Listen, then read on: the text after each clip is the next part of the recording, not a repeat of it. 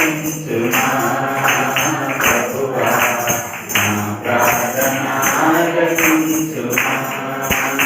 ఎన్ని తలచినా, ఏది అడిగినా జరిగేది నీ చిత్తమే ప్రభువా, జరిగేది నీ చిత్తమే. దయచేసి అందరూ కూడా ఒకసారి మీ సెల్ ఫోన్ స్విచ్ ఆఫ్ చేసేయండి. వాక్యం అయ్యేంత వరకు కూడా ఎవరు కూడా ఆన్లో పెట్టద్దు. దయచేసి మీ సెల్ ఫోన్లు స్విచ్ ఆఫ్ చేసేయండి. ఎవరైనా ఆన్లో ఉంటే కనుక. ఓకే, ప్రార్థన చేసుకుందాం. పరిశుద్ధుడైన మా ప్రియ పరలోకపు తండ్రి, మీ ఘనమైన నామానికి వందనాలు స్తోత్రాలు చెల్లించుకున్నాం ప్రభువా. అల్పులము అయోగ్యులమైన మమ్మల్ని ప్రేమించారు తండ్రి. ఇంతవరకు గతించిన వారం అంతట్లో మీ కృపలో మమ్మల్ని భద్రపరిచారు తండ్రి. మా పట్ల చేసిన అనేక మేలును బట్టి, మాకు అనుగ్రహించిన ఈవులు బట్టి మీకు స్థుతులు స్తోత్రాలు చెల్లించుకున్నాం తండ్రి. మమ్మల్ని ప్రేమించి మరోసారి మేమందరం కూడా ఈ రీతిగా మీ పాఠశాలలో మీ కుమారుడు యేసుక్రీస్తు నామములో వచ్చిన మందుగా కూడుకుని మీరు చేసిన మేలును బట్టి, మీరు ఆయన చూపిన కృపను బట్టి ఇంతవరకు మీ ఘనమైన నామాన్ని స్తుతించి కీర్తించి ఆరాధించడానికి మీరు ఆయన చూపిన ఈ గొప్ప కృపను బట్టి, ప్రేమను బట్టి మీకే స్థుతులు స్తోత్రాలు చెల్లించుకున్నాం తండ్రి. మమ్మల్ని ప్రేమించి మాకు ఇవ్వబడిన సమయంలో కొన్ని మాటలు మీ జీవనంలో నుంచి ధ్యానించాలని, అందుని బట్టి మీ చిత్తమేమో సంకల్పమో తెలుసుకోవాలని, మీరు తెలియజేసిన మాటలు బట్టి మా బ్రతుకులోని లోటుపాట్లన్నీ సరి చేసుకుని మీ ఇష్టానుసారంగా లోకంలో జీవించి మీ కుమారుడు యేసుక్రీస్తు ద్వారా మీరు వాగ్దానం చేసిన పరలోకాన్ని స్వతంత్రించుకోవాలని మేమందరము మీ మాట కొరకు సిద్ధపరచుండగా తండ్రి, మీ పరిశుద్ధాత్మ సహాయాన్ని మాకు తోడుగా ఉంచి మా జీవితానికి అవసరమైన మాటలు మీరే మీ జీవ గ్రంథం నుండి మాకు వినిపించమని, విన్న ప్రతి మాట అర్థం చేసుకునే హృదయాన్ని చేరిన ప్రతి ఒక్కరికి అనుగ్రహించమని, సమస్తంలో మహిమా ఘనత ప్రభావాలు మీకు ఆరోపిస్తూ మీ కుమారుడు మా ప్రభువు యేసుక్రీస్తు పేరట ఈ ప్రార్థన అడిగి వేడుకుంటున్నాము తండ్రి, ఆమేన్. తండ్రి నా దేవునికి మహిమ కలుగును గాక. కూడొచ్చిన మీ అందరికీ ప్రభువు యేసుక్రీస్తు నామములో నా వందనాలు తెలియజేసుకుంటున్నానండి.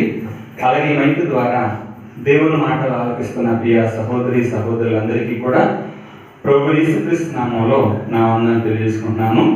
మరి దేవుని మహాకృపను బట్టి మరి యొక్క ఆదివారం మనందరూ కూడా ఈ రీతిగా దేవుని సన్నిధిలో చేరడానికి, దేవుని నామాన్ని స్తుతించడానికి, ఆరాధించడానికి, ఆయన వాక్కులు ధ్యానించడానికి దేవుడు మన చూపిన కృపను బట్టి, ప్రేమను బట్టి మనం అందరూ కూడా ఆ దేవాది దేవునికి స్తుతులు చెల్లించవద్దును. ఎందుకంటే దేవుడు ఇప్పటికీ కూడా మన ఎడల దీర్ఘశాంతం వహిస్తున్నాడని చెప్పాలండి. అందుకనే మనకి సమయాన్ని కావచ్చు, మన బ్రతుకులో ఆయుష్కాలాన్ని కావచ్చు, మనకి ఈ రీతిగా దేవుని సన్నిధిలో చేరి దేవుని మాటలు వినే భాగ్యాన్ని కావచ్చు, ఇవన్నీ చూసినప్పుడు దేవుడు అయితే మన ఎడల దీర్ఘశాంతం వహిస్తున్నాడు. కనుక ఎంతవరకు మనం దేవుని ప్రేమను గుర్తిరుగుతున్నాము, దేవుని యొక్క మరి చిత్తాన్ని, సంకల్పాన్ని అర్థం చేసుకుంటున్నాం అనే విషయాలు మనం ఆలోచించాలి. మరి గత ఆదివారం ఉన్న మాటలు ఎవరికైనా గుర్తున్నాయా? హృదయం నుంచి ఎవరైనా సాతాన్ని ఎత్తిపోయారా? ఒకసారి ఆలోచించండి. పరలోకంలో వెళ్ళాలి అనుకుంటే కనుక పరలోకంలో ఎవరు గొప్పవారు ఉంటారని యేసు ప్రభు వారు కొంచెం బయట తీసుకెళ్ళి కూర్చోండి, వచ్చేసుకుని ఫ్యాన్ కూర్చోండి. యేసు ప్రభు వారిని శిష్యులు ఒక ప్రశ్న అడిగినప్పుడు పరలోక రాజ్యంలో ఎవరు గొప్పవారు? భావించండి, పరలోక రాజ్యంలో ఎవరు గొప్పవారు అన్నది వాళ్ళ ప్రశ్న. యేసు ప్రభు వారు దానికి సమాధానం ఏం చెప్పారంటే, పరలోక రాజ్యం గొప్పవారి సంగతి అటుంచిన ముందు వెళ్ళాలనుకుంటే కనుక ఈ పని చేయాలి, ఇక రెండోది గొప్పవారు ఉండాలంటే ఇలా ఉండాలని చెప్పి రెండు మాటలు చెప్పాడు అక్కడ. పరలోక రాజ్యంలో మీరు మార్పు నుండి బిడ్డల వంటి వారైతేనే కానీ భావించండి. మళ్ళా చూద్దాం, మీరు మార్పు నుండి అంటే మనం ఇప్పుడు ఎలా కనపడుతున్నాం, ఎలా ఉన్నామో తెలుసునండి. ఎలా ఉన్నా తెలుసా? నన్ను చూడండి ఒకసారి. ఇదిగో నేను ధరించిన నగలు చూడండి, నేను కట్టుకున్న వస్త్రాలు చూడండి, నేను కొనుక్కున్న వాహనాలు చూడండి, నేను సంపాదించిన ఆస్తిపాస్తులు చూడండి, లేకపోతే నేను చేస్తున్న ఉద్యోగాన్ని చూడండి, నాకున్న పదవులు చూడండి. మనం ఏం చూపించుకుంటున్నాం? మన గొప్పవారు అయిపోయాం, పెద్దవారు అయిపోయాం. కానీ ఇక్కడ పరలోక రాజ్యానికి వెళ్ళాలనుకుంటే కనుక యేసు ప్రభు వారు ముందు మీకు అవకాశం దక్కాలంటే, వెళ్ళే అవకాశం దక్కాలనుకుంటే, ఆ టికెట్ నీకు లభించాలనుకుంటే మీరు మార్పు నుండి బిడ్డల వంటి వారు అవ్వాలి. ఇక రెండోది అక్కడ గొప్పవారు ఉండాలనుకుంటే, అక్కడ మీకోసం సింహాసనాలు వేయబడాలనుకుంటే ఎలా ఉండాలి తెలుసండి? మిమ్మల్ని మీరు తగ్గించుకోండి. అక్కడ మనం మత్తయి సువార్త 18వ అధ్యాయం చూసినప్పుడు చూడండి, 14వ వచనంలో 18వ అధ్యాయం 4వ వచనం మరలా చదువుతున్నాను. కాగా ఈ బిడ్డ వలె తను తాను తగ్గించుకుని వాడేవాడు వాడే పరలోక రాజ్యంలో గొప్పవాడు. భావించండి, ఎవరు గొప్పవాడు అంటే పరలోక రాజ్యంలో మార్పు నుండి మొట్టమొదటిగా చిన్న బిడ్డల వలె అయిపోతే పరలోక రాజ్యంలో స్థానాన్ని దక్కడానికి అవకాశం ఉంది. ఇక రెండవది, ఈ లోకంలో బ్రతికినంత కాలము కూడా చిన్న బిడ్డ వలె తను తాను ఎవరైతే తగ్గించుకుంటారో వారి పరలోకంలో గొప్పవాడు అంటండి. నిజమే. యేసు ప్రభు చెప్పిన ఈ మాటలు ఆలోచిస్తే కనుక ఇలా ఉండడానికి మనం ఎందుకు ప్రయత్నించలేకపోతున్నాం? అన్ని ఉండి నన్ను నేను తగ్గించుకుంటే లోకం నన్ను ఎలా చూస్తుంది తెలుసా? అది ఎలా చూస్తుంది? నాకు అన్ని ఉంటే కనుక నేనైతే మాత్రం లోకాన్ని చూపించుకోవద్దా? అన్ని ఉండి కూడా నేను ఏమి లేక నన్ను నేను తగ్గించుకుంటే కనుక లోకం నాకు విలువ ఇవ్వదు కదా. ఈరోజు దేవుని మాట, యేసుక్రీస్తు చెప్పిన మాట లోకానికి ఎందుకు నచ్చట్లేదు తెలుసా? అన్ని ఉండి కూడా నన్ను నేను తగ్గించుకోవాలా? అన్ని ఉండి నన్ను తగ్గించుకుంటే నేను చులకనైపోతానే. బలముండి కూడా బలం లేనివాడుగా, అందముండి కూడా అందం లేనివాడుగా, డబ్బుండి కూడా డబ్బు లేనివాడుగా, పదవుండి కూడా పదవి లేనివాడుగా, లోకంలో గొప్ప గొప్ప పేరు ప్రఖ్యాతులు ఉండి కూడా అవి లేనివాడుగా నేను తగ్గించుకోవాలా? అలా తగ్గించుకుంటే లోకం నన్ను చులకనగా చూస్తుంది కనుక నన్ను నేనే తగ్గించుకోవాలి, నాకున్నది ప్రదర్శించాలి. భావించండి, ఎందుకు మనం తగ్గించుకోలేకపోతున్నాం తెలుసా అండి? మనం ఎందుకు గొప్పవారు కనపడాలనుకున్నాం? ఒకసారి ఆలోచించండి. తగ్గించుకుంటే మనకి ఏం దక్కట్లేదు? లోకంలో మెప్పు దక్కట్లేదు, ఘనత దక్కట్లేదు, నాకైతే మాత్రం సరైన గౌరవం దక్కట్లా కనుక నన్ను నేనే తగ్గించుకోవాలి. ఇప్పుడు ఆలోచించండి, లోకంలో మీకు మెప్పు కావాలా, పరలోకంలో గొప్పతనం కావాలా? భావించండి, మీకేం కావాలి? లోకంలో మెప్ప, పరలోకంలో గొప్పతనమా? పరలోకంలో గొప్పతనం కావాలనుకుంటే లోకం అయితే మాత్రం నేను మెచ్చుకోదు. ఎందుకంటే నేను తగ్గి ఉండమంటుంది కదా యేసు ప్రభు. వాక్యం ఏం చెప్తుంది? నువ్వు తగ్గించు. లోకంలో నీకు ఎన్నైనా ఉండొచ్చు, కానీ నిన్ను నువ్వు తగ్గించుకో. నిజమే, భక్తులు తగ్గించుకున్న వారిని కూర్చోదు. కొద్దిగా విషయాలు ఆలోచించాను. మన మోషే గారిని కూర్చో, లేకపోతే కనుక కొంతమంది భక్తులు కూర్చో ఆలోచించినప్పుడు వారికి అన్ని ఉన్న తగ్గించుకుంటే ఎలా కనబడ్డో తెలిసి సులభంగా చూశారు, అవమానించారు, లేకపోతే కనుక చిన్న చూపు చూశారు. లోకం ఎలా చూస్తే మనకేంటండి? లోకం నేను మెచ్చుకుంటే, లోకం నేను కనపరిస్తే ఏంటి ప్రయోజనం? ఒకసారి ఆలోచించండి. లోకం కూడా మన దగ్గర ఏమున్నప్పుడు మెచ్చుకుంటుంది, ఎన్నున్నప్పుడు మెచ్చుకుంటుంది? ఒకసారి ఆలోచించండి. ఈరోజు మనం ఎవరి మెప్పు కోసం ఎవరిని పక్కన పెడతాం తెలుసా అండి? ఎవరి పేరు కోసం ఎవరి దృష్టిలో పేరు పోగొట్టుకున్నా తెలుసా? ఎవరిని మరి మెప్పించడానికి ఈరోజు మనం ఎవరికి దూరం అయిపోతాం తెలుసా అండి? దేవుడు కదా. యేసు ప్రభు చెప్పిన మాట ఈ రోజు లోకానికి నచ్చట్లేదు. ఎందుకని? నిజమండి, మనకు అన్నీ ఉంటే కనుక తగ్గించుకుంటే నేను చులకనైపోతానేమో, లోకం నన్ను చిన్న చూపు చూస్తుందేమో, కనుక లోకమైతే మాత్రం నాకు ఇవ్వాల్సిన ఆ గౌరవం లేకపోతే చేయాల్సిన పనులు నాకు చేయదేమో, నన్ను సుఖపెట్టదేమో, నన్ను సంతోష పెట్టదేమో, కనుక నేనైతే మాత్రం లోకం దృష్టిలో మంచిగా ఉండాలి అనుకున్నప్పుడు మనకు ఏవైతే ఉన్నాయో వాటిని లోకం ఎదుట ప్రదర్శించి మళ్ళీ మనం గొప్ప చేసుకోవడానికి ప్రయత్నిస్తామండి. ఇప్పుడు పరలోక రాజ్యానికి వెళ్ళడానికి అవకాశం ఉంటుందంటారా? ఉంటుందంటారా? ఒకసారి ఆలోచించండి. నేను లోకాన్ని మెప్పిస్తే ఎవరు మెప్పించలేను? నేను పౌలు గారి గల్తీ రాసిన పత్రంలో నేను మనుషుల మెప్పును కోరుకుంటున్నానా లేకపోతే దేవుని దగ్గర పొందుకున్నానా? నేను మనుషులను మెప్పును కోరుకున్న వాడినైతే దేవుడికి దాసులు కాలేను. నేను దేవుడికి దాసులు అవ్వాలనుకుంటే కనుక నేను లోకాన్ని మెప్పించలేను. మీరు ఏం కోరుకుంటారు? ఇప్పుడు లోకం ఎక్కువ మెప్పున లేకపోతే కనుక దేవుని యొక్క మెప్పున? మీరు దేవుని ఎప్పుడు కోరుకుంటే మీకు పరలోకం స్థానం వస్తుంది, పరలోకంలో గొప్పతనం వస్తుంది. మీరు మనుషులు ఎక్కువ కోరుకుంటే ఈ లోకంలో తాత్కాలికమైన పేర్లు లేకపోతే కనుక తాత్కాలికమైన సుఖ సంతోషాలు కలగొచ్చేమో, కానీ తాత్కాలికం, తర్వాత అయితే మాత్రం మీకు ఉండవు. నిజమే. ఈరోజు నాకున్న వాటిని బట్టి నన్ను నేను తగ్గించుకున్నానా, లోకానికి నా గొప్పతనాన్ని ప్రదర్శించుకున్నానా? ఒకసారి ఆలోచించండి. నేను ఎలా ఉన్నాను? మీరు ఆలోచించుకోండి. మీకున్న వాటిని బట్టి ఈరోజు మీలో ఏదైతే గొప్పది ఉందో ఉంది కదా, అందాన్ని బట్టి అతిశయించేవారు, నాకు మంచి అందం ఉంది అనుకున్నప్పుడు మీకు ఏదైతే ఉందో ఈరోజు దేని బట్టి అయితే మురిసిపోతున్నారో, దేని బట్టి అయితే అతిశయిస్తున్నారో, ఈరోజు మీకు ఏదైతే ఉందని చెప్పుకున్నారో అది లోకం ఎదుట దాన్ని చెప్పుకుని మిమ్మల్ని మీరు ప్రదర్శించుకుంటున్నారా? మీకున్న అందం, ఇదిగో నాకు ఎంత అందం ఉంది, మంచి వస్త్రాలు వేసుకుని, మంచి నగలు వేసుకుని, లేకపోతే మంచి అన్ని కూడా అలంకరించుకుని అందంగా కనపడాలి. ఇప్పుడు అందంగా కనపడితే కనుక అందాన్ని బట్టి నాకు గొప్పతనం. ఇప్పుడు అందరూ కూడా నన్ను చూసి ఎంత అందంగా ఉన్నారో తెలుసా అండి? అందరూ కూడా నాకున్న అందాన్ని బట్టి పొగడాలి. లేకపోతే నేను వేసుకున్న నగలను బట్టి, నేను సంపాదించిన ఆస్తిపాస్తులను బట్టి, ఇవన్నీ కూడా మన లోకం ఎందుకు ప్రదర్శిస్తున్నాం? ఒకసారి ఆలోచించండి. ఎవరు మెప్పించడానికి? వీటిని బట్టి లోకం మనల్ని మెచ్చుకుని మన గొప్ప చేసి మనకి ఏదైనా సహాయం చేయాలి, లేదా మనైతే మాత్రం విలువైన వారుగా చూడాలన్నదే మన ఆశ అండి. మన దృష్టి ఎంతసేపు కూడా ఎవరి మీద ఉంటుంది? మనుషుని మెప్పించడం కోసం. నిజమే కదా? ఈరోజు నీలో ఏదైతే ఉందో, దేని బట్టి అతిశయిస్తున్నావో అది ఎవరిచ్చారు నీకు? నీ అందం ఎవరిచ్చారు? నీ బలం ఎవరిచ్చారు? లేకపోతే నీకున్న ఆస్తిపాస్తులు, నీకున్న జ్ఞానం, నీకున్న తెలివితేటలు ఎవరిచ్చారు? లోకం వల్లదే, దేవుడు కదా ఇచ్చింది. మరి దేవుడు ఇస్తే ఇచ్చిన దేవుణ్ణి మహిమపరచడానికి బదులు, దేవుణ్ణి మెప్పించడానికి బదులు లోకాన్ని మెప్పించడం కోసం ఎందుకు ఉపయోగిస్తున్నారు? లోకాన్ని మెప్పించడం కోసం, లోకం గొప్పగా కనపడడం కోసం ఎందుకు ప్రయాసపడుతున్నారు? పరలోక రాజ్యాన్ని పోగొట్టుకుంటారు. జాగ్రత్త. యేసు ప్రభు చెప్తున్న జాగ్రత్త ఈరోజు మనందరికీ. ఎలా పోగొట్టుకుంటే తెలుసండి? మనిషి ఎదుట నన్ను నేను గొప్ప చేసుకోవాలి, నేను గొప్పగా కనపడాలి, అంతే. భావించండి, నేను గొప్పగా కనపడాలి. ఎవరిని మెప్పించడానికి గొప్పగా కనపడాలి మనం? ఒకసారి ఆలోచించండి. మెచ్చుకుంటే నాకేమొస్తుంది? మీరు మెచ్చుకున్నారండి, అబ్బా ఎంత ఇన్ని నగలు ధరించుకున్నాడో, ఎంత గొప్పగా ఉన్నాడో, ఎంత అందంగా ఉన్నాడో, ఎంత బలంగా ఉన్నాడో, ఎంత డబ్బు సంపాదించాడో, ఎంత పేరు ప్రఖ్యాతి సంపాదించాడో అని మెచ్చుకున్నాడు నన్ను. నాకేం కలిసి వచ్చింది? నిజమే. మెచ్చుకుంటే కనుక ఒకవేళ నాకైతే మాత్రం కొద్దిపాటి నా తరపున మాట్లాడవచ్చు, నాకు కొద్దిపాటి సుఖభోగాలు ఇవ్వచ్చు అండి. కానీ ఈరోజు నేను దేన్ని బట్టి అయితే అతిశయిస్తున్నానో, నాలో ఉన్న వాటిని బట్టి మిమ్మల్ని మెప్పించాలని ప్రయత్నిస్తున్నాను. అది ఎంతకాలం ఉంటాయి? మీరు కూడా లోకానికి మీకున్న వాటిని చూపించి గొప్ప చేసుకుంటారు కదా. లోకం ఎదుట మీకున్న వాటిని లోకం ఎదుట చూపించి గొప్ప చేసుకుంటారు కదా. అవి మీలో ఎంతకాలం ఉంటాయి?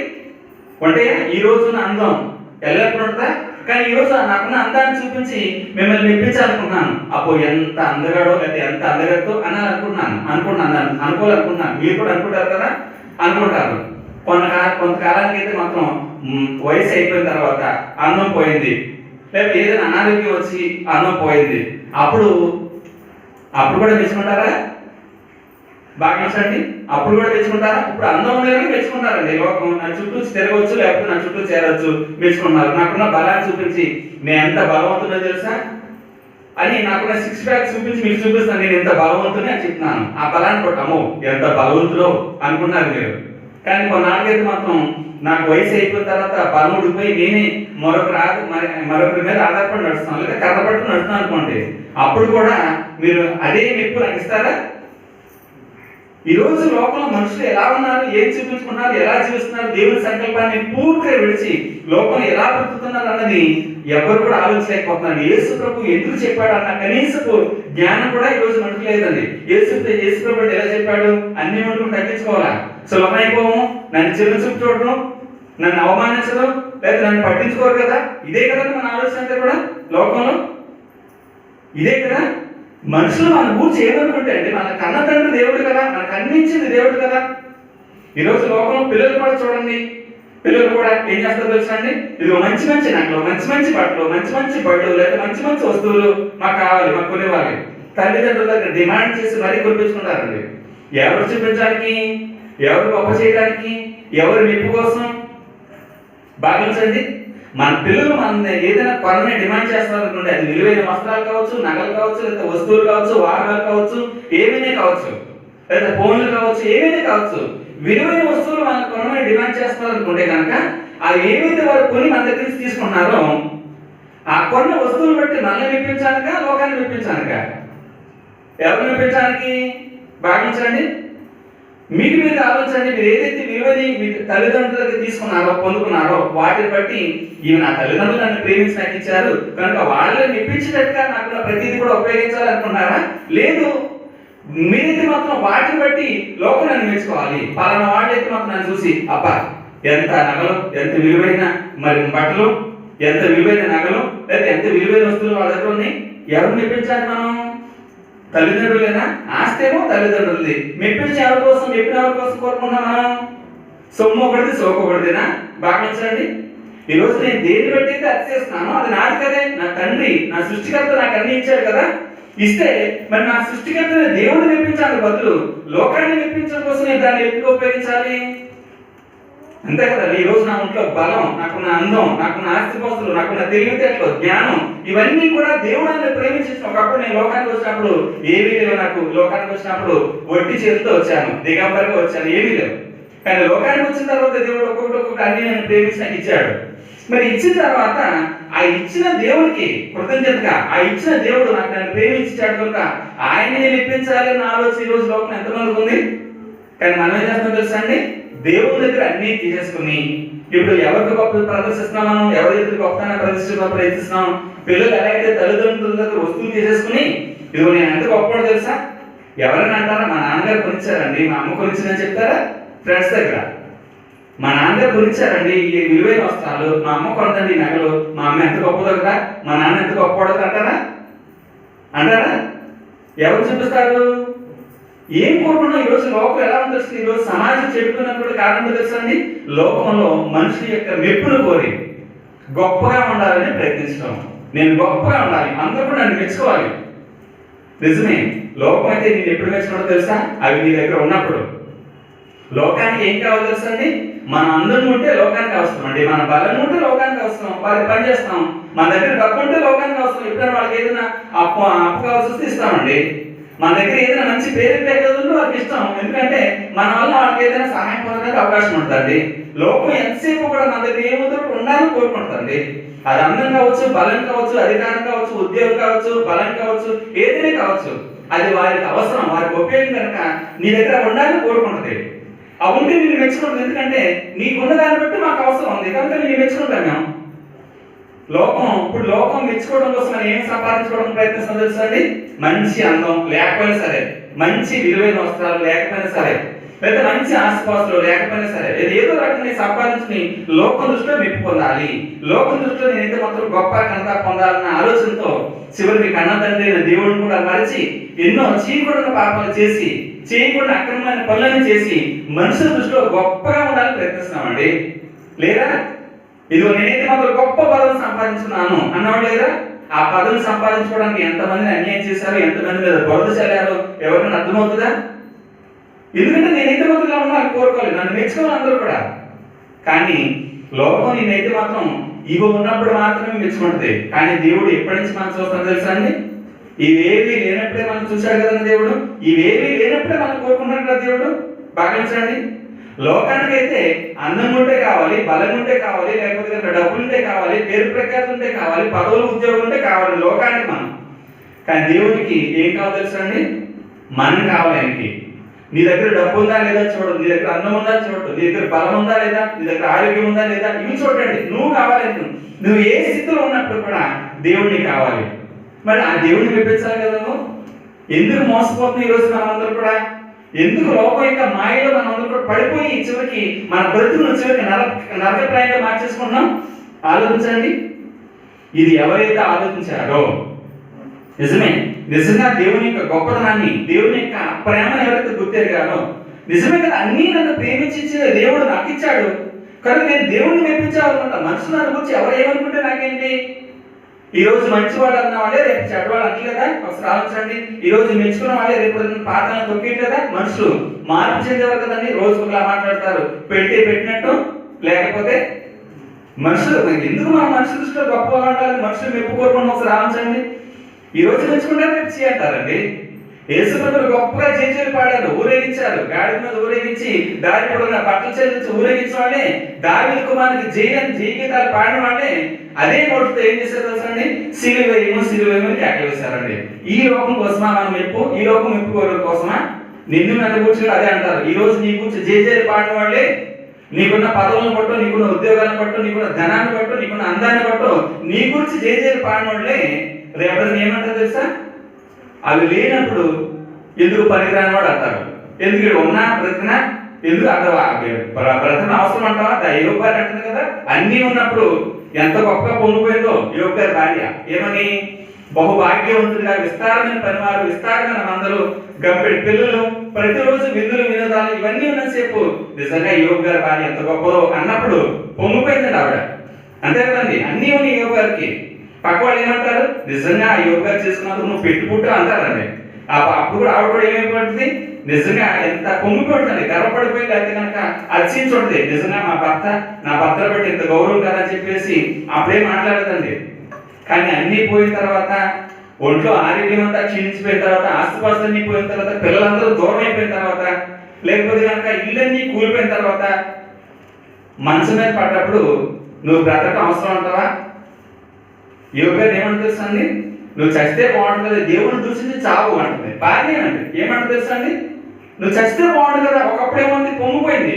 అబ్బా యోగ గారు భార్య అంటే భార్య, నిజంగా మా ఆయన అంటే మా ఆయన కదా నేను చెప్పుకుంటాను నలుగురు దగ్గర. ఆ పేరు నన్నుసేపు, ఆ గొప్పతనం బహుభాగ్యవంతుడిగా బ్రతినంతసేపు కూడా ఏమని చెప్పు, మా ఆయన గారు అంటుంది. గర్వంగా చెప్పుకుంటారు కదా మా ఆయన గారు. ఎవరు అనుకుంటారు? యోగ గారు మా ఆయనే. ఒకళ్ళు ఎవరైనా బంధువులు కూడా ఉంటే కనుక ఏమంటారు తెలుసా అండి, ఆయన ఎవరు తెలుసా, మా బాబాయేనండి. ఆయన ఎవరు తెలుసా, మా స్నేహితుడే, మా ఫ్రెండే. గొప్పగా చెప్పుకుంటారు. కానీ అన్ని పోయిన తర్వాత ఏమంటారు తెలుసా యోగును? అదే యోగు మీద నిందలు వేసేవాడు కొంతమంది, చస్తే బాగుండని కోరుకునేవాడు కొంతమంది, వీడేదో తప్పు చేశాడు కనుక ఈ రోజు ఈ పాప వీడి మీద చుట్టుకున్నాడు కొంతమంది. చివరికి యోగుని ఎలా చేశారు తెలుసా అండి, గుచ్చి గుచ్చి మరీ చంపేస్తారండి. మీరందరూ భారతీయ కర్తలు కానీ ఆదరణకు కర్తలు కారని యోగ రీతి మాత్రం అది దుఃఖపడినట్టుగా మనం యోగ గ్రంథంలో చూడగలం. నిజంగా ఆలోచన, ఈరోజు మనం ఏం కోరుకుంటున్నాం? నిజమే, దేవుడి రాజ్యంలో గొప్పతనం కావాలని మనం కోరుకుంటే లోకానికి మనకి ఏమొస్తుంది తెలుసండి. ఎందుకంటే లోక దృష్టిలో మనం తగ్గించుకుంటే చిన్న చూపులు చూస్తారు, మెచ్చుకోరు. ఎవరు కూడా మంచి పేరుండదు, మంచి స్థితిగతులు ఉండవు, ఎవరు కూడా మనల్ని ప్రేమించేవారు ఉండరు. అయినా సరే నువ్వు లోకంలో మనుషులు ఎందుకు మెప్పించాలి? మనుషు దృష్టి ఎందుకు గొప్పగా కనపడాలి? నా దృష్టిలో గొప్పగా కనపడితే చాలు కదా. నువ్వు నన్ను ప్రేమించి నన్ను మెప్పిస్తే చాలు కదా. ఎందుకంటే ఈరోజు ఎవరు మెప్పిస్తున్నాం మనం? ఉదాహరణకు ఒక మాట చెప్తాను. పేదరు గారు అయితే మాత్రం మాట అన్నాడండి. ఏమని? అసలు మనమైతే ఈరోజు మన వస్త్రధారణ, లేకపోతే కనుక మనం వేసుకున్న నగలు, లేకపోతే కనుక మనం అందంగా తయారవటం నిజంగా దేవుని మెప్ప మనిషి మెప్ప? పేదరు గారు అన్నాడు, వెలుపటి అలంకారం మీకు అలంకారముగా ఉండక. ఒక మాట చూస్తే కనుక ఈ పేదరు రాసిన పత్రికలో జడలు అల్లుకుంటా, బంగారు నగలు పెట్టుకుంటా, విలువైన వస్త్రాలు ధరించుకుంటా, ఇలా వెలుపటి అలంకారం మీకు అలంకారంగా ఉండక అని ఇంకొక అలంకారం చెప్పాడు. ఇది లోకానికి ఇష్టమైన అలంకారం, కానీ దేవునికి ఇష్టమైన అలంకారం ఏంటో చెప్పాడు అక్కడ. చూడండి, పేదరు రాసిన మొదటి పత్రిక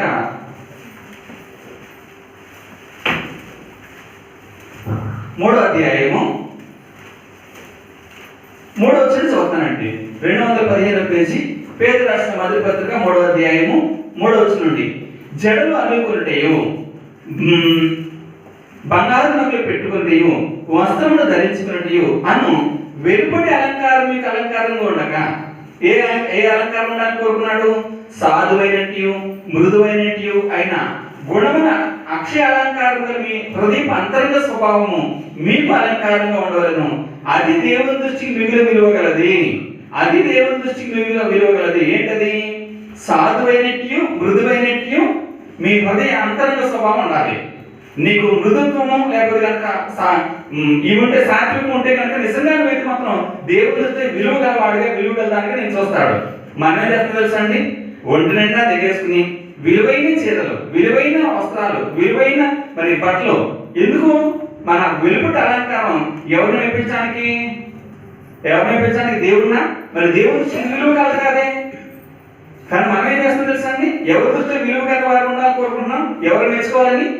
దేవుడు నీ అంతరంగ స్వభావం, నీ అంతరంగ స్వభావం ఎలా ఉందో ఆయన చూస్తున్నాడు. నీ హృదయాంతరంగాన్ని దేవుడు చూస్తున్నాడు. నీ పై వేషాన్ని కాదు, నీ పై వేషాన్ని లోకం మాత్రమే చూస్తుంది. లోకం మాత్రం నీ పై వేషాన్ని చూసి మెచ్చుకోవచ్చు, కానీ దేవుడికి మాత్రం నీ పై వేషాన్ని చూసి మెచ్చుకోడు. నీ హృదయపు అంతరంగ స్వభావం, నీలో నీతి ఉందా, యథార్థత ఉందా, పరిశుద్ధత ఉందా, లేదా సత్యం ఉందా, న్యాయం ఉందా, దయ ఉందా, ప్రేమ ఉందా, ఇవి ఆలోచిస్తాడు. ఇవి నీకు నిజమైన అలంకారాలు, దేవుడు మెచ్చుకునేవి, నిన్ను చూసి గొప్ప చేసేవి, దేవుడు విలువ అనేవి ఇవి ఎవరికి లేవండి మనకి. మన ఎంతసేపు కూడా తెల్లటి వస్త్రాలు, విలువైన నగలు, విలువైన వస్త్రాలు, విలువైన వస్తువులు ఎవరికి చూపించడానికి? వెలుపటి అలంకారము లోకానికి చూపించడానికి. ఈరోజు మనం ఏ అలంకారం కలిగి ఉన్నాం? ఎవరు మెప్పుకోకుండా తెలుసా అండి? నేను ఎంత గొప్పవాడో తెలుసా? నాకు ఎంత విలువైన వస్త్రాలు తెలుసా? నేను ఎంత అందగాడిని అందగతుందో తెలుసా? నాకు ఎంత డబ్బు ఉందో, నాకు ఎంత తెలివితేటలు ఉన్నాయో తెలుసా? ఎవరు చూపించుకున్నా మనం? భావించండి, ఇవి లోకానికి చూపించుకోకపోతేనేమో లోకం మనల్ని పట్టించుకోదు. ఇవి లోకానికి చూపించుకుంటే దేవుడు మనల్ని పట్టించుకోడు. దేవుని దృష్టిలో మన దేవుడికి దాసులుగా, దేవుడికి విధేయులుగా ఉండలేము. ఎందుకని? నన్ను నేను ఎప్పుడైతే గొప్ప చేసుకోవడానికి ప్రయత్నించానో, ఇప్పుడు దేవుడి సత్యం ఎలా నెరవేరుస్తే నేను లోకంలో నేను ఎప్పుడైతే గొప్పవాడిగా కనపడాలని కోరుకున్నాను, ఈ పక్క వారికి చాలప్పుడు వారిని తొక్కియడానికి ప్రయత్నిస్తాను తప్ప పైకి రాను ఉన్నాడు. అంతేకాదు, నేను ఏదైనా పదవి కాలం కోరుకున్నాను అనుకోండి, ఇప్పుడు పదవి కోసం నేనేం చేయాలి? పక్క వాళ్ళ మీద బురద చల్లితే తప్ప నేను పైకి రాను. పక్క వాళ్ళ మీద ఏదో నింద వేయకపోతే తప్ప నేను పైకి రానండి. అందుకనే ఇప్పుడు నేనే దేవుని మాట పట్టించుకుంటాను, నిన్ను వారిని పొరుగు వారిని ప్రేమించిన నా మాటను నేను ఎందుకు నెరవేరుస్తాను? అలా కాకుండా లోకం నన్ను మెచ్చుకోకపోయినా పర్లేదు, కానీ నేను దేవుని దృష్టికి విలువైన వాడిగా ఉంటాను అనుకుంటే, నన్ను నేను తగ్గించుకుంటే ఇప్పుడు నేను ఎవరికి అన్యాయం చేయనండి, తోటి వారిని ప్రేమిస్తాను. దేవుని చిత్తాన్ని నెరవేర్చాలనుకుంటే లోకం యొక్క మెప్పును కోరుకోకూడదు. లోకం యొక్క మెప్పును కోరుకుంటే దేవుని చిత్తాన్ని నెరవేర్చలేం. ఇప్పుడు ఏం చేద్దాం మనం? మీకు లోకం యొక్క మెప్పు కావాలా? అయితే మీరైతే మాత్రం దేవుని రాజ్యాన్ని ఆశించకండి. దేవుని రాజ్యంలో స్థానమే మీకు దక్కదు. లేదు, నాకైతే మాత్రం లోకం నన్ను మెచ్చుకోకపోయినా పర్వాలేదు, ఆ దేవుని పరలోక రాజ్యంలో స్థిరం ఎల్లప్పుడూ కూడా సంతోషంతో ఆనందంతో యోగి గారు కూడా ఆయన సన్నిధిలో నిత్య జీవాన్ని కలిగి నేను ఉంటాను, ఆ సింహాసనం లేదా నిత్య జీవం నాకు కావాలి, ఆ పరలోకం నేను గొప్పవాడు ఉండాలని కోరుకున్నారా? లోకం యొక్క మెప్పును కోరుకోకుండా దేవుడు లోకంలో ఎలా ఉండమన్నాడో అలా ఉండండి. అలా ఉంటే లోకంలో నీకు ఏం జరుగుతుంది తెలుసా? ఇప్పుడు మనం చదువుకున్న పాఠ్యభాగానికి వచ్చేయండి. దావీదు గారి యొక్క జీవిత అనుభవ సారాన్ని ఒకసారి మనం చదువుకున్నాం. మనం చదువుకున్న 69వ కీర్తనలో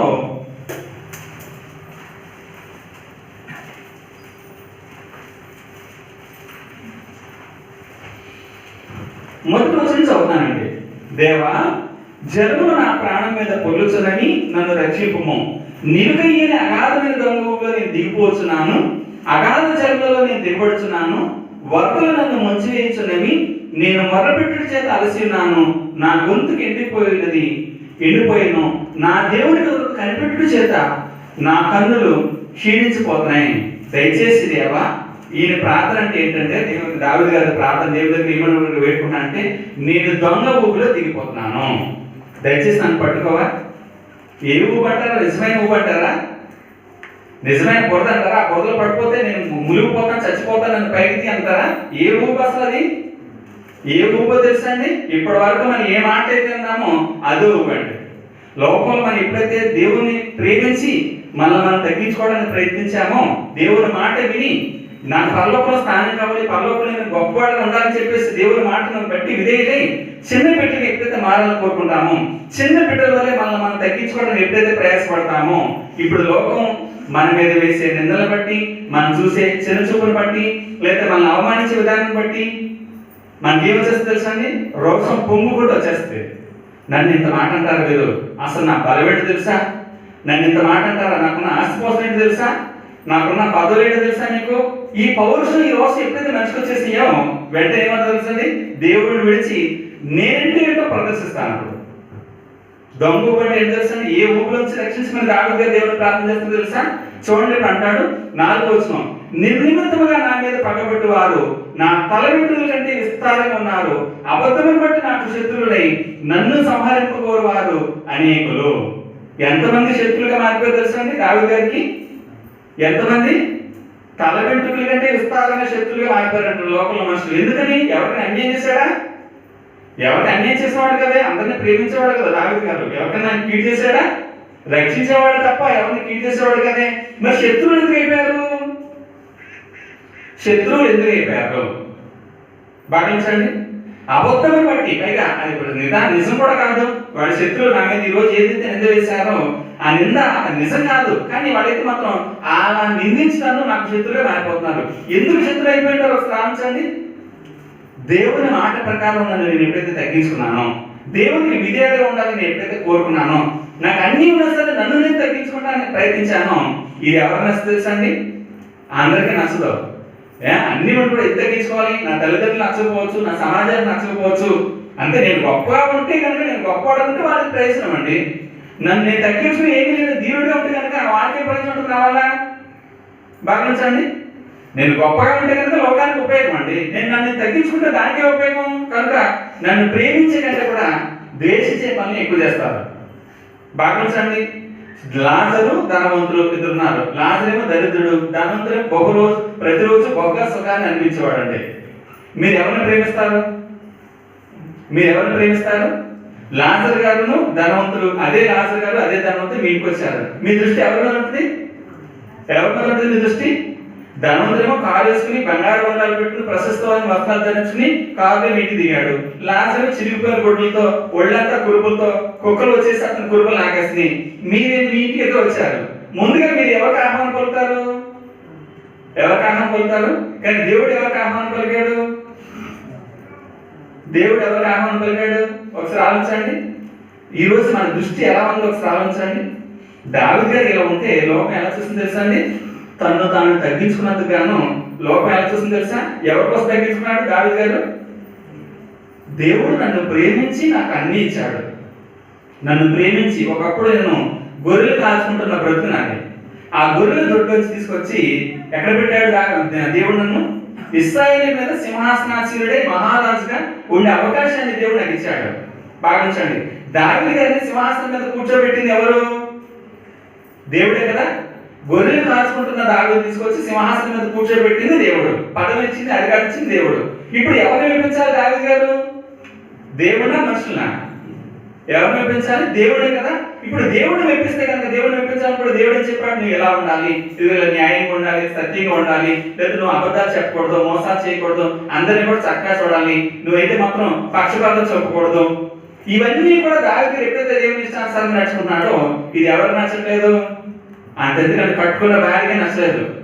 ఏంటి నువ్వు అలాగే బట్టలు లేకుండా గంతులు వేస్తుంటే అందరూ కూడా చిన్న చూపు చూస్తున్నారు కదా, అందరూ కూడా చిన్న చూపు చూస్తున్నారు కదా, నువ్వేంటి అలా నాట్యం ఆడుతావు? పనివారు వేయాలి గంతులు, పనివారు వేయాలి నాట్యం, నువ్వు మహారాజులు కదా అన్నప్పుడు నిజమే కదా, నేను మహారాజులు కదా, నేను ఇలాంటి పని చేస్తున్నాను అన్నాడా? ఓసి పిచ్చిదానా, ఈరోజు నేను మహారాజు అయ్యానుకుంటే నన్ను ఈ స్థితికి తీసుకొచ్చి కూర్చోబెట్టింది ఎవరో తెలుసా? మనం పొంగిపోతామండి. మనకున్న అందాన్ని బట్టి పొగుడుతుంటేనో, లేదా మనకున్న డబ్బులు బట్టి పొగుడుతుంటేనో, లేదా మనకున్న బలాన్ని బట్టి పొగుడుతుంటేనో మనం పొంగిపోతాం, నా అంత గొప్పలేదని. అప్పుడు చెప్పగలమా? లేదండి, నన్ను అందంగా ఇంత అందంగా తయారు చేయడం కోసం మా అమ్మ ఎంత ప్రయాసపడిందో, నన్ను ఇంత బలంగా పెంచడం కోసం మా నాన్న ఎంత ప్రయాసపడ్డాడో ఎప్పుడో చెప్పారు మీరు? పొంగిపోతాం మనం. ఎందుకని? బుద్ధిహీనులు మనం. దేవుడి దగ్గర ఈరోజు మన ప్రవర్తన కూడా అలాగే ఉందండి. దేవుడు నన్ను ప్రేమించి నాకు ఇది ఇచ్చాడు కనుక ఆ దేవుని సన్నిధిలో, ఆ దేవుని గణపరచడం కోసం, ఆ దేవుని సన్నిధిలో నేనైతే మాత్రం నాట్యమాడి దేవుని నయపరుస్తున్నాను కదా. ఇప్పుడు నన్ను బట్టి నేనే దేవుని తను నేను తగ్గించుకుని దేవుని దృష్టిలో దేవుని గొప్ప చేయడానికి ఇలా చేస్తుంటే ఇప్పుడు అందరూ నన్ను చూసి వాడు కూడా దేవుని కనపరుస్తారు కదా, దేవుని గొప్పతనం తెలుసుకుంటారు కదా. మహారాజునే నేనే దేవుని ముందు నన్ను నేను తగ్గించుకుని నాట్యం ఆడుతూ దేవుని స్థుతిస్తుంటే ఇప్పుడు అందరూ కూడా ఏమంటారు తెలుసా? నిజంగా దేవుడు ఎంత గొప్పవాడు చేయలేకపోతే ఈ గొప్ప మహారాజు గారు కూడా దేవుని ముందు నాట్యం చేస్తూ దేవుని స్థుతిస్తున్నాడు కదని దేవుని గొప్పతనం తెలుసుకోవడానికి అర్థమవుతుంది కదా. అందుకోసం దేవునికి దావీదుకి దేవుడు పదవిస్తే ఆ పదవిని బట్టి పొంగిపోలేదు. కానీ ఎవరిని గొప్ప చేయడానికి ఇష్టపడ్డాడు? తను తాను తగ్గించుకుని దేవుని గొప్ప చేయడానికి ఇష్టపడితే ఇప్పుడు భార్య ఎలా మారిపోయింది తెలుసు? మేఘాలు శత్రువుగా, అబద్ధాన్ని బట్టి శత్రువుగా మారిపోయారు అనేక మంది అండి. అన్నదమ్ములు శత్రువులు అయిపోయారు, లేదా లోకల్ మనుషులు శత్రువులు అయిపోయారు. ఎంతమంది శత్రువులు అయిపోయారని చెప్తాడు అక్కడ. అబద్ధమును బట్టి నాకు శత్రువులై నన్ను సంహరింపబోరు వారు అనేకులు. ఎందుకు శత్రువులుగా మారు తెలుసా?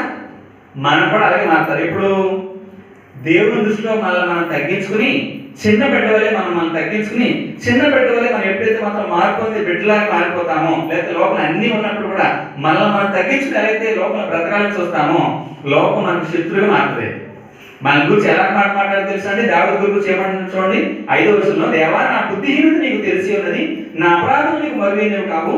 ప్రభువా సైన్యములకు అధిపతి యెహోవా, నీ కొరకు కనిపెట్టుకున్న వారికి నా వలన సిగ్గు కలిగినీయకుము. ఇశ్రాయేలు దేవా నిన్ను వెతుకు వారిని నా వలన అవమానం అందనీయకుము. దేవా ఇప్పుడైతే మాత్రం నేను ఈ స్థితిలో ఉన్నానుకుంటే ఇప్పటికీ కూడా నాకున్న నిందను తీసేయమనో, నాకున్న అవమానం తీసేయమనో, నాకున్న బాధను తీసేయమనో కోరట్లేదు. కానీ నేను నమ్ముకున్నందుకు గాను ఇన్ని నిందలు, ఇన్ని అబద్ధాలు, లేదా ఇంతమంది చెప్తూ నాకు మారిపోతే ఇప్పుడు నిన్ను నమ్ముకున్న వారికి నన్ను బట్టి ఏదైనా ఒకవేళ నన్ను బట్టి నిన్ను విడిచిపెట్టే అవకాశం వస్తుందేమో దేవా, దయచేసి నన్ను ఈ స్థితిలో వచ్చి గట్టిగా తీసుకురా. దావీదు గారి ప్రార్థన తెలుసండి. నిజమే, నాకు తెలుసు నువ్వు ఎంత గొప్పవాడో, నువ్వు ఏది చేస్తా సరే నీ ఇష్టానుసారం చేస్తావు, నువ్వు ఏది చేస్తా సరే ప్రతి దొరికిలో కూడా మంచినోడే, నువ్వు తగ్గించుకుని ఉన్నమన్నా అనుకుంటే కనుక అందులో నా వేలు కోరి నువ్వైతే మాత్రం చెప్పావు. కానీ ఇప్పుడు ఎవరైనా సరే నిన్ను నమ్ముకున్న వారు అంటారు కదా, వాడు నన్ను చూసినప్పుడు ఇదేంటి దావీదు గారు దేవుడు నమ్ముకున్నాడు కదా, కనుక అందరూ దావీదు గారు దేవుడు చెప్తా అంటే దావీదు గారు దేవుడు సరైనట్టు కాదంటావా, రక్షించలేకపోతున్నాడు అంటావా?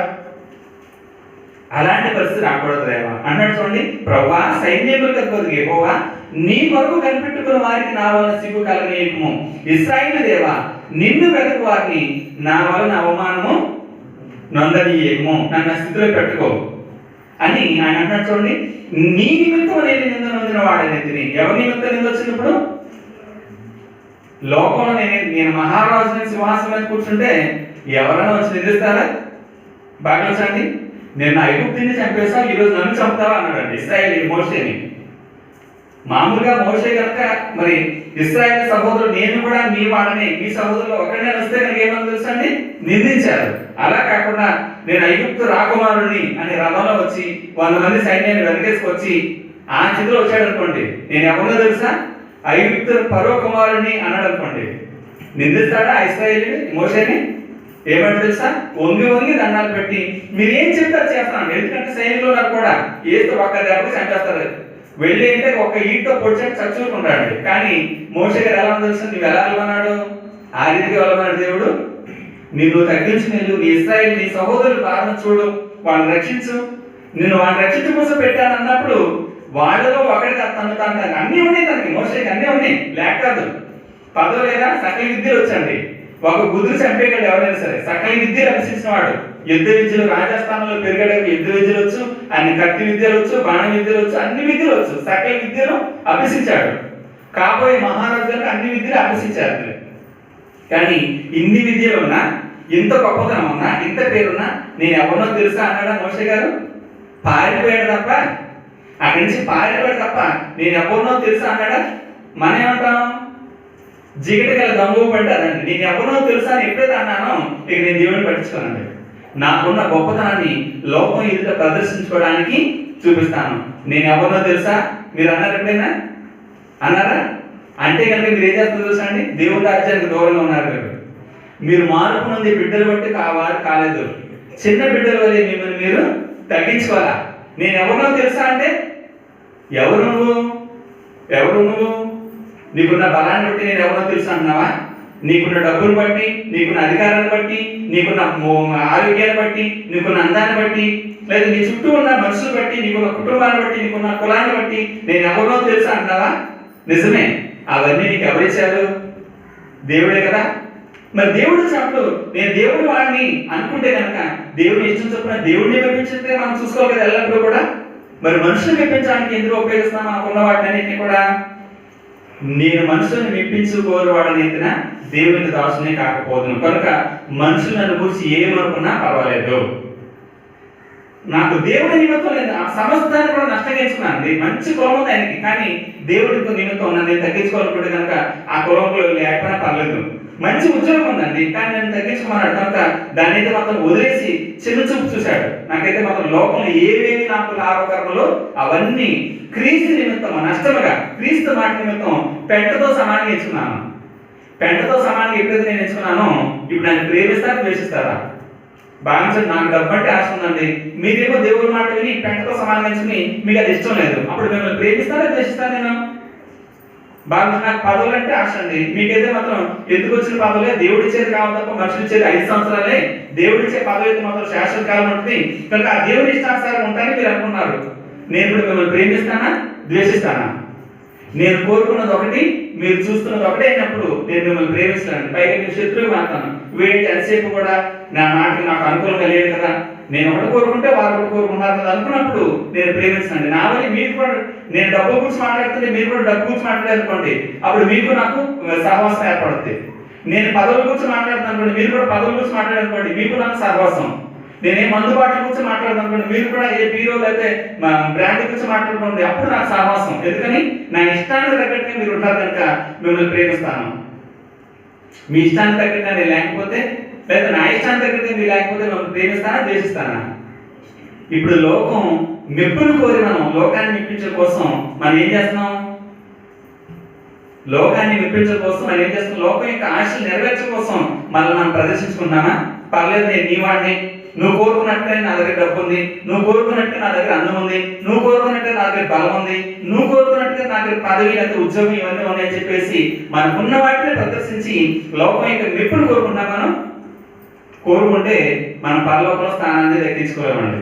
దేవుని చిత్తాన్ని నెరవేర్చలేం. దేవుని చిత్తాన్ని నెరవేర్చకుండా పరలోకానికి ఎలా వెళ్తాం? సార్ ఆలోచించండి. ఒకవేళ పరలోకానికి వెళ్ళాలని ఆశ ఆశతో దేవుని చిత్తాన్ని నెరవేరిస్తే ఇగో బాధ ఇవ్వండి. దావీదు చెప్తున్న బాధలు ఏమని, నీ నిమిత్తము నేను నింద నొందిన వాడనైతిని, నీ నిమిత్తం సిగ్గు నా ముఖమును కప్పాను. భావించండి, కప్పాను. ఎవరి నిమిత్తం? నువ్వేమో వెళ్ళు అన్నాడంట దగ్గర యేసు ప్రభుని. దేవుడేమో తను యేసు ప్రభు తను తగ్గించుకుని జక్కీకి వెళ్తున్నాడు. జక్కీ రక్షించాలనే ఉద్దేశంతో దేవుడి మాట మేరకు. ఇప్పుడు ఏమంటారు జనులందరూ కూడా ఏమంటున్నారు? ఎలా మాట్లాడుతున్నారు? ఏంటి పాపి అయిన జక్కీకి బస్ చేయడానికి వెళ్తున్నాడు, పాపాత్మురాలని మన స్త్రీ వచ్చి ముట్టుకుంటే మాట్లాడతలేదు, ఏంటి పాపతోటి వేసుతో సర్వాలు చేస్తున్నాడంటే, వారితో మాట్లాడుతున్నాయండి. మన కులం ఏంటి, మన మతం ఏంటి, మన గొప్పతనం ఏంటి, మనకున్న పేరు ప్రఖ్యాతులు ఏంటి, వీడు అనవసరంగా మన పరువంతా తీసేస్తున్నాడు కదా. ఎప్పుడు అనలేదా నీ తల్లిదండ్రులు, నీ అత్తమామలు, నీ కుటుంబం, నీ కులం ఎప్పుడు అనలేదు నేను కూర్చో మాటలు? నువ్వు నిజంగా దేవుని చిత్తాన్ని నెరవేరిస్తే, దేవుని చిత్తాన్ని బట్టి నిన్ను నువ్వు తగ్గించుకుని, ఎప్పుడైతే నాకు పరలోకంలో స్థానం కావాలి, పరలోకంలో గొప్పతనం కావాలని ఎప్పుడైతే నువ్వు దేవుని మాట కోసం ప్రయాసపడతావో, నీ మీదకి వచ్చే నింద కూడా ఏంటి తెలుసా? ఇలాంటి నిందే. నీ నిమిత్తం నేను నింద నొందిన వాడనైతిని, నీ నిమిత్తం సిగ్గు నా ముఖమును కప్పాను, నా సహోదరులకు నేను అన్యుడనైతిని. ఎవరికి? మన వారికి మనం ఏమవుతుందో తెలుసా అండి? మన సహోదరులకే మన అన్యులు.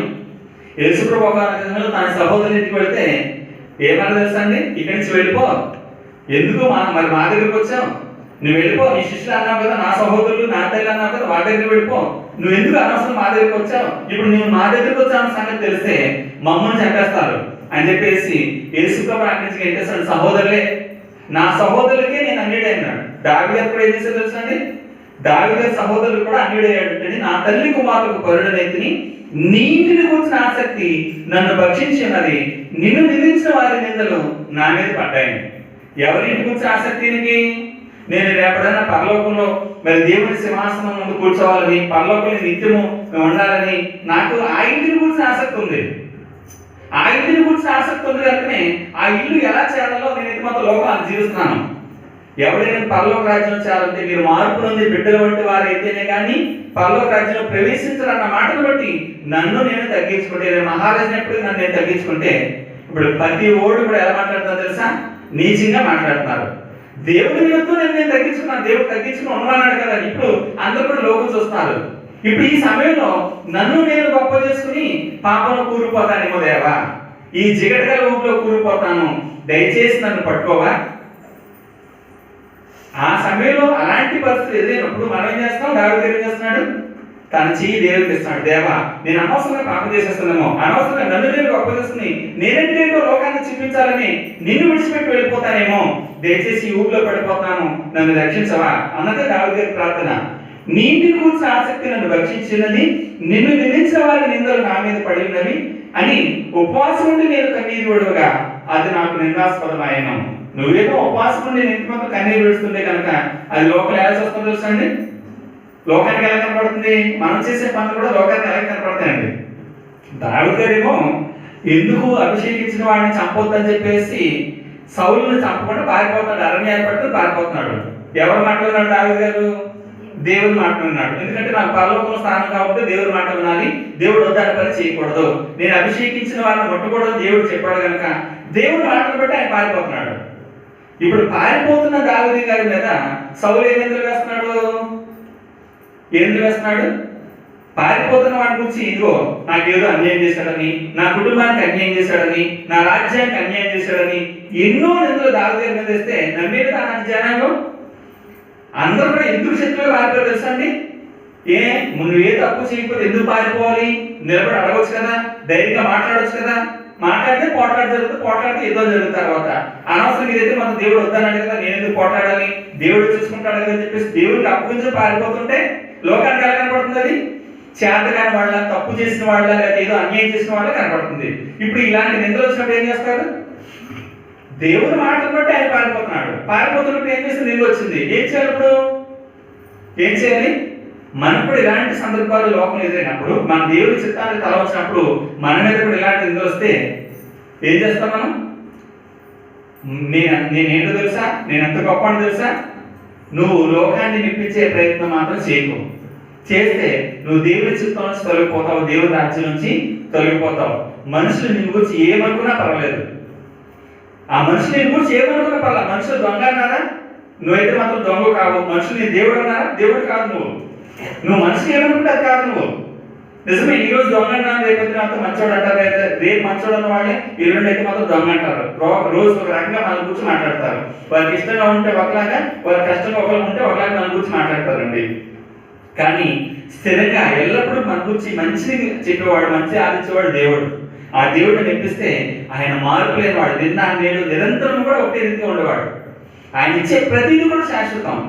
మనకి ఈరోజు ఏదైతే మనం అర్చిస్తామో అవన్నీ కూడా దేవుడు మనల్ని ప్రేమించి మనకి ఇచ్చాడు.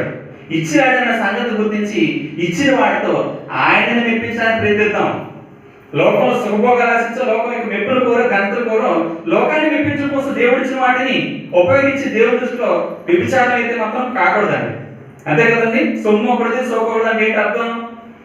నా తల్లిదండ్రుల దగ్గర నేను అన్ని పొందుకుని నా గొప్పతనం ప్రదర్శిస్తున్నాను అనుకోండి, నా తల్లిదండ్రులు నాకు బట్టలు ఇచ్చారు, నా బట్టలు చూడాలని అనుకోండి, నా తల్లిదండ్రులు నాకు నగలు చేర్చారు, నా నగలు చూడ ఎంత బాగున్నాయి. సొమ్ము ఎవరిది ఎందుకని? ప్రయాసపడేది ఎవరిది? కష్టం ఎవరిది? తల్లిదండ్రులది. కానీ నింపెవరికి? నాకా? అన్యాయం కదా ఇది, వ్యభిచారం కదా ఇది. మరి ఈరోజు దేవుని దగ్గర అన్నీ తీసుకుంటున్నాం మనం, దేవుని దగ్గర అన్నీ పొందుకుంటున్నాం మనం. దేవుని పేరు చెప్పకుండా మళ్ళీ మనం గొప్ప చేసుకుంటే, ఇప్పుడు లోకంతో కలిసి మనం దేవుని దృష్టి ఏమవుతుందో తెలుసండి? వ్యభిచారాలు. ఈ లోక స్నేహము దేవునితో వైరని మీరు ఎరుగురా. నిజమండి. ఈరోజు మనం ఎలా ఉన్నాం, మన బ్రతుకులు ఎలా ఉన్నాయి? దావీదు గారిని చూస్తే కనుక చూడండి అంటాడు, నేను గోనెపట్ట వస్త్రముగా కట్టుకున్నప్పుడు వారికి హాస్యాస్పదమైంది.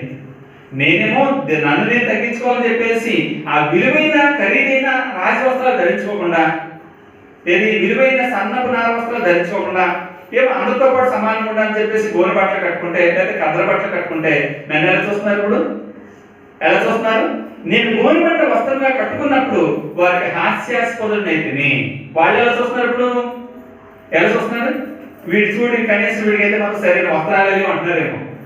ఉంటాయి కొన్ని, ఏంటి రాజ వస్త్రాలు ఉన్నాయి, కానీ రాజ నగలు కూడా ఉన్నాయి. కానీ దేవుడు చెప్పిన మాట బట్టి గోనె బట్ట కట్టుకున్నాను అంటండి. ఎందుకంటే గోనె బట్ట కట్టుకున్న వాళ్ళు చాలా ఉన్నారు, వాళ్ళందరూ ఆకర్షణ వాళ్ళు, వాళ్ళందరూ కూడా ప్రేమించాలి, వాళ్ళకి సహాయం చేయాలని ఉద్దేశంతో కట్టుకోమన్నాడేమో దావీదు గారి దేవుడు.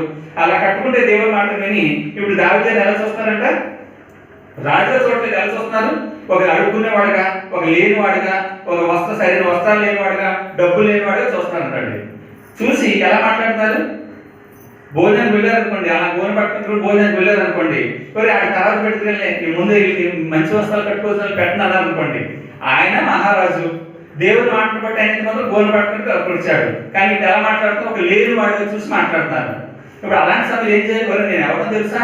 నేను మహారాజు దేవుడు నేను ఉండమన్నాడు, ఎందుకు ఇలా కట్టుకొచ్చిన అన్నాడు అనుకోండి, అక్కడ ప్రదర్శించుకోవడానికి అవసరం ఉందా? భావించండి. నేను ఎవరో తెలుసా అన్నాడా? కానీ ఏమన్నాడు చూడండి, నేను గోనె బట్ట వస్త్రంగా కట్టుకున్నప్పుడు వారికి హాస్యాస్పదులనైతిని. గుమ్మముల్లో కూర్చుని వారు నన్ను గురించి మాట్లాడుకుందరు, త్రాగుబోతులు నన్ను గురించి పాటలు పాడుదరు. ఎవరి పాటలు? నన్ను త్రాగుబోతులు కూడా లోకపోయినాను. ఎందుకని? దేవుడి చిత్త ప్రకారం నేను నడుచుకుంటే నన్ను నేను అంతగా తగ్గించుకుంటే కనీసం త్రాగుబోతులు కూడా నన్ను గురించి ఏమన్నా తెలుసా? పాట పాడుకున్నారు. నిజమండి. ఈరోజు మనకు లోపల అలాంటి పరిస్థితి వస్తుందని చెప్పేసి దేవుని మాటను పక్కన పెడతా ఆ ముందు విషయాలను ఆలోచిస్తే కనుక చూడండి ఏమన్నాడు? నేను దిగిపోకుండా ఆ తర్వాత యెహోవా అనుకూల సమయం నేను నిన్ను ప్రార్థించున్నాను. దేవా, నీ కృపా బాహుళ్యమును బట్టి, నీ రక్షణ సత్యమును బట్టి నాకు ఉత్తరమిమ్ము. నేను దిగిపోకుండా ఊపిలోంచి నన్ను తప్పించుము. నా పగవారి చేతిలో నుండి అగాధ జలములో నుండి నన్ను తప్పించుము. నీటి వరదలు నన్ను ముంచనీయకము, అగాధ సముద్రం నన్ను మెరుగనీయకము, గుంట నన్ను మెరుగనీయకము. యెహోవా, నీ కృప ఉత్తమత్వమును బట్టి నాకు ఉత్తరమిమ్ము. నీ వాత్సల్య బాహుళ్యతను బట్టి నా తట్టు తిరుగుము. నీ సేవకుడికి విముఖుడు ఎందుకుము. నేను ఇబ్బందులో ఉన్నాను, త్వరగా నాకు ఉత్తరము. ఏ ఇబ్బందిలో ఉన్నాడు? నేను తట్టుకోలేకపోతున్నాను. లోకం పెట్టే నిందను చూసినప్పుడు, అవమానం చూసినప్పుడు నన్ను నేను తగ్గించుకుని ఉండమన్నా నేను ఉంటున్నాను. కానీ లోకం ఎంత మాత్రం నన్ను చూస్తుంది. ఈ సమయంలో నీ చెయ్యి విడిచి నేను పాపను కూలిపోయేటట్టుగా కాకుండా నన్ను లేవనెత్తు ప్రభువా. ఈ సమయంలో నేను ఏం చేయాలో, ఎలా ప్రవర్తించాలో అది నాకు నేర్పు ప్రభు అన్నది దావీదు గారి ప్రార్థన అండి. ఈరోజు మనం అడగకుండానే మనకి ఎవరిని బట్టి ఇవన్నీ నేర్పేశారు తెలుసు? యేసు ప్రభు గారు. యేసు ప్రభు గారిని బట్టి మనం అడగకుండానే మనం ఎలా చేయొచ్చో, ఎలా ఉండాలో మనకి అన్ని నేర్పిస్తాడు. అందుకనే పౌలు గారు అంటే విశ్వాసం కర్త, దాన్ని కొనసాగించేవాడిని యేసు వైపు మీరు చూడండి. ఆయన ఎంత గొప్పవాడో తెలుసా? పరలోకంలో ఉన్నతమైన దేవుని సింహాసనం పక్కన కూర్చుంటే హోదా అయింది. తను తాని లోకానికి తగ్గించుకొని వచ్చినందుకు గాను మనుషులు ఎలా చూశారు? యేసు ప్రభుని తృణీకరించిన వాడుగా, వ్యసనాక్రాంతుడిగా, వ్యాధిని అనిపించిన వాడిగా ఎలా చూశారు యేసు ప్రభుని? ఆయన్ని అలా చూశారు కదా. ఆయన ఆ సమయంలో అలా ఉన్నాడు, నేను కూడా నేను మొత్తం అలా ఉంటాను. ఎవరైతే యేసు ప్రభుని చూసి లోకంలో ఎవరైతే తమ్ముడు తాము తగ్గించుకుని దేవుని ఇష్టాన్ని నెరవేరుస్తారో, యేసు ప్రభుని అనలేదండి. ఎన్ని అన్నారు? దొంగడు అన్నారా? అన్యాయుడు అన్నారా? వ్యభిచారం అన్నారా? లేకపోతే దయ్యం పట్టినవాడు అన్నారా? లేకపోతే దైవ ద్రోహి అన్నారా? అనలేదా? విప్లవకారుడు అన్నారా? మన దేశానికి చట్టానికి వ్యతిరేకంగా వాళ్ళు ఎన్నో విప్లవాలు లేవుతున్నారు అన్నారు. ఇన్ని నిందలు యేసు ప్రభు మీద వేయలేదు. కానీ నేను మంచోడిని అని ప్రదర్శించుకోవడానికి ఏ రోజైనా సరే లోకం ఎదుట యేసు ప్రభు ప్రదర్శించాడా? నేను నిర్దోషిని అని ఏ రోజైనా సరే తన నిర్దోషత్వాన్ని లోకం ఎదుట వెల్లడి చేసుకోవడానికి ఎప్పుడైతే ప్రయత్నించాడా? పిల్లలతో నేను నిర్దోషిని, ఏ తప్పు చేయలేదు ఎందుకన్నది ఒక మాట నిరూపించుకోలేడా? యేసు ప్రభు ఆ శక్తి లేదంటారా? బలం లేదంటారా? ఎందుకు నిరూపించుకోలేదు? నేను ఎవరిని చూస్తాను తెలుసా? దేవుడిచ్చే మెప్పు కోసం చూస్తున్నాను, దేవుడిచ్చే ప్రతిఫలం కోసం చూస్తాను తప్ప మనుషులు ఇచ్చే దానికోసం నేను ఆశించట్లా. నాకేమిస్తారు మనుషులు? దేవుడిచ్చేది కదా నాకు కావాల్సింది. కనుక ఆ దేవుడితో ఎలా ఉన్నా నేను చూసుకుంటాను తప్ప మనుషులు దృష్టిలో నేను మాత్రం నన్ను నిర్దోషంగా చేసుకోవడం కోసమో, నన్ను నేను నీతిమంతులుగా చేసుకోవడం కోసమో, నన్ను నేను గొప్పవాడుగా చేసుకోవడం కోసమో నేను ప్రయాసపడను. లోకం ఎన్ని అనుకున్నా సరే యేసు ప్రభు పట్టించుకోలేదు. ఎవరు చూశాడైనా? దేవుడు చూశాడు. దేవుడు న్యాయంగా తీర్చు దేవుడిగా తను తాను అప్పగించుకున్నాడు తప్ప నేను నిర్దోషిని, నేనేం తప్పు చేశాను అని తాను లోకం ప్రదర్శించుకున్నాడా? మన ఎలా ఉన్నాం? మన బ్రతుకి యేసు ప్రభు యొక్క జీవితాన్ని ఒకసారి తేడా చూడండి. మనం అలా లేని ఎవరైనా చిన్న మాట అంటే అది నేను అది కాదు అని మరి మళ్ళీ మనం మన నిర్దోషత్వాన్ని వెల్లడిపరిచేంత వరకు ఊరుకోమండి. పైగా మంచి పక్క వారు సహాయం కూడా తీసుకుంటాం. లేదంటే ఆయన ఏ తప్పు చేయలేదండి, ఆయన ఎందుకంటారు మీరు అంటే ఎవరి ముందు నన్ను నేను గొప్ప చేసుకోవడానికి, లేదా నా నీతిమంతుడిని, నేను యథార్థవంతుడిని, నేను గొప్పవాడిని. నిజమే, ఇప్పుడు నేను యథార్థవంతుడు అన్న సర్టిఫికెట్ మీ దగ్గర నుంచి నాకు వచ్చిందండి. ఏంటి ప్రయోజనం? అదేమన్నా రేపదా నన్ను మరణాన్ని తప్పిస్తుందా? నన్ను పరలోకాన్ని చేస్తుందా? మరి నేను ఎందుకు అంత ప్రయాసం మీ దగ్గర యథార్థవంతుడిగా ఉండడానికి నేను అంత ప్రయాసపడాలని చెప్పండి. ఈరోజు మన బ్రతులు ఎలా ఉన్నాయి? ఎవరిని మెప్పించడానికి ఈరోజు మనం బ్రతుకుతున్నాం? ఈ దేవుడు చెప్పిన మాట ఏంటి తెలుసా? నువ్వు పరలోక రాజ్యంలో గొప్పవాడిగా ఉండాలనుకుంటే నిన్ను వలె, చిన్న బిడ్డ వలె నువ్వు తగ్గించుకో. నువ్వు తగ్గించుకుంటే లోకానికి తిరస్కారమైన, లోకంలో సరైన పేరు ప్రఖ్యాత లేకపోయినా నువ్వు పట్టించుకోకు. నువ్వు దేవుడిని గొప్ప చేసి దేవుడి దృష్టిలో మంచి పేరు ఉందా లేదో చూడు. దేవుడి దృష్టిలో యథార్థవంతుడు కాదో చూడు. దావీదు అంటాడు ఏమని తెలుసా? ప్రభు దృష్టికి నిర్దోషంగా ఎంచబడిన వాడు అన్నాడు. లోకం దృష్టిలో కాదు, వాడు పరలోకంలో ఉంటాడు అంతే తప్ప లోకం నువ్వు ఎంత గొప్పవాడని మెచ్చుకున్నా, ఎంత నీతిమంతులను మెచ్చుకున్నా, ఎంత పరిశుద్ధులను మెచ్చుకున్నా, నువ్వు దేవుడి దృష్టిలో నీతిమంతులు కాకపోతే పరలోక రాజ్యానికి వెళ్ళలేవు. లోకమంతా నిన్ను కొనియాడచ్చు, కానీ లోకమంతా నిన్ను కొనియాడితే ఏముంది? నీకు కొనియాడితే ఏముంది? అందుకని యేసు ప్రభు చెప్పిన అతి విలువైన మాటలు, కొన్ని మాటలు నేను చదువు మాత్రం ముగిస్తాను, మరి ప్రభు చిత్తం మీద వచ్చే వాటిని వివరిస్తాను. యేసు ప్రభు ఈ లోకానికి వచ్చినప్పుడు చెప్పిన మాటలు ఆలోచిస్తే నిజంగానే మనకు ఆశ్చర్యం వస్తుంది. లూకాసు వార్త 6వ అధ్యాయము 20వ వచనం. లూకాసు వార్త 6వ అధ్యాయం 20వ వచనం. అంతటా యేసు తన శిష్యుల తట్టు పారి చూచి ఇట్లా నేను ఏమని? బేదలైన మీరు ధన్యులు. ఎవరు ధన్యులు ఏంటండి? డబ్బు కోట్ల కొలది డబ్బున్న వారు ధన్యులని చెప్పలేదండి. విస్తారమైన పదవులు పేరు ప్రఖ్యాతులు ఉన్న వారు ధన్యులని చెప్పలే. బేదలైన మీరు ధన్యులు, దేవుడి రాజ్యము మీది. ఎవరు దేవుడి రాజ్యం?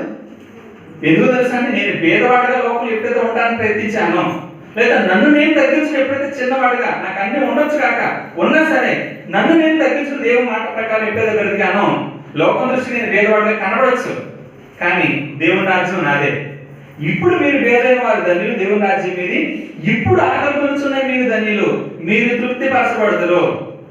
అరణ్యంలో ఒక సమయంలో దావీదు మరి కూడా ఉన్న మనసుకి ఆకలి వేస్తుంది, బాగా ఆకలి వేసేస్తుంది. ఇంతకీ ఆకలి ఎవరు పట్టి వచ్చింది? సౌలు మీద పోట్లాడితే కనుక గొలియాతును చంపిన దావీదుకు సౌలు ఒక లెక్క, 6 మూరల జనాలతో గొలియాతును చంపిన దావీదుకు సౌలు చంపడం సాధ్యం కదంటారా?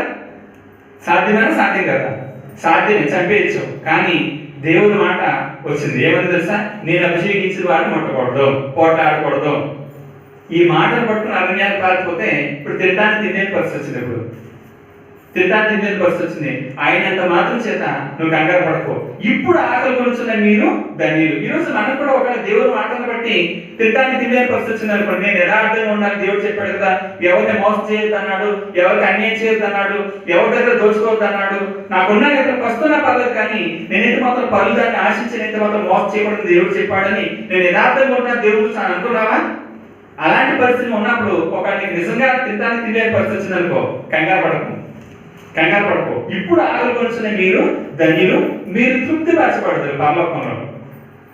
ఇప్పుడు ఆకలి కొను, నువ్వు నీతితో ఆకలి కొను. నువ్వు దేవుడి కోసం యథార్థవంతులు ఉండడం కోసం ఆకలి కొన్నా పర్లేదు, డబ్బు కొన్నా పర్లేదు, అయితే లోపల సరైన పేరు ప్రఖ్యాత లేకపోయినా, ఆస్తిపాస్తు లేకపోయినా నువ్వు కంగారు పడకు. అయ్యో నేను దేవుడి మాట పక్కన పెడితే ఎన్నో సంపాదించుకున్నాను, కానీ దేవుడు అయితే మాకు చేయొద్దన్నాడు కదా, పోలే అంత డబ్బు లేకపోయినా పర్లేదు, నేను దేవుడి మాట కట్టుబడి ఉంటానని అనుకున్నావా? వేదలాద బ్రతికొచ్చింది అనుకున్నాను అంతే కదా. ఆయన దేవుడి దృష్టి యథార్థవంతులు ఉన్నాడు కదా, సంపాదించుకోలేకపోయాడండి. ఒకవేళ దేవుడిని పక్కన పెడితే ఆ వేదలాద కూడా ఎలా ఉండేవాడు? ధనవంతులుగా అన్ని సంపాదించుకుని బొగ్గ సుఖాన్ని అనిపించేవాడే. ఆయన ఎవరికి మోసం చేయకుండా, ఎవరిని అన్యాయం చేయకుండా, లంచాలు తీసుకోకుండా, మరి ఎవరిని దోచుకోకుండా యథార్థవంతులుగా దేవుడి దృష్టి ఉండడానికి కోరుకున్నాడు. కనుకనే తినడానికి తినలేని పరిస్థితి, చేతిలో డబ్బు లేని పరిస్థితి, ఒట్లు ఆగిపోలేని పరిస్థితి, కానీ బాధపడలేదండి. ఇప్పుడు ఎక్కడ తృప్తిపరచబడుతున్నాడు ఆ వేదలాసం? ఇక్కడ చెప్తాడు మనకు కూడా అదే, ఏమని? ఇప్పుడు ఏడుస్తున్న మీరు ధన్యులు, మీరు నవ్వుదురు. మనుషు కుమారు నిమిత్తం మనుషులు మిమ్మల్ని ద్వేషించి, వెలివేసి, నిందించి మీ పేరు చెడ్డదని కొట్టివేసినప్పుడు మీరు ధన్యులు. ఆ దినముందు మీరు సంతోషించి గంతులు వేయండి. నిజమే, లోకం మిమ్మల్ని కొట్టేస్తే మీకే, దేవుడు కనుక దేవుడు వచ్చే మీ పేరు మంచిదైతే కనుక ఆ దేవుడే రేపటి మిమ్మల్ని ఏం చేస్తారు తెలుసా? ఉన్నతమైన సింహాసనం మీద కూర్చోబెట్టి మీ పేరు ఎంత గొప్ప చేస్తాడో సాధించండి. లోకమంతా కూడా యేసు ప్రభువును తిరస్కరించిందండి, అవునా కాదా? తృణీకరించిందండి. తాను తగ్గించుకుని లోకానికి వచ్చినందుకు కానీ యేసు ప్రభు తృణీకరించింది. కానీ దేవుడు ఏం చేశాడు? యేసు ప్రభు పేరు మారుమూరు పెట్టినట్లుగా తరతరాల వరకు కూడా, భూమి ఉన్నంత వరకు కూడా యేసు ప్రభు పేరు మార్చిపోకుండా యేసు ప్రభు పేరును ఎంత గొప్ప చేశాడో తెలుసా అండి దేవుడు.